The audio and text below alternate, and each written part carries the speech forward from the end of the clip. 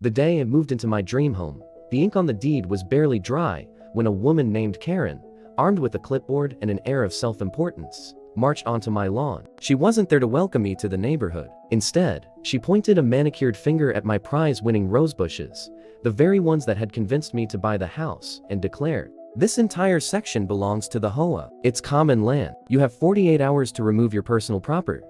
I was stunned. This wasn't just a strip of grass. It was a 10-foot deep section of my front yard, clearly delineated in the survey I'd just paid a fortune for. But Karen was unmovable stone wall of suburban tyranny. She represented the homeowners association, and in her eyes, that made her law. I tried reasoning, showing her the survey documents, the legal plat map that proved my ownership. She waved it all away with a flick of her wrist. "Our records are different," she said, her voice dripping with condescension. "And our records are what matter." That night, I didn't unpack a single box. Instead, I dove into the county's property archives, my excitement turning to cold, hard determination. The next day, Karen returned, this time with a landscaping crew, ready to tear out my garden. I met them at the property line, holding not just my survey but a certified copy of the original subdivision plat from 1978, a document so old it was practically an artifact. I calmly explained that their so-called common land was an error in their own outdated, unofficial maps. My land was my land, and they were now trespassing. Karen's face went from smug to crimson. She threatened fines, liens, and lawsuits. I simply smiled and said,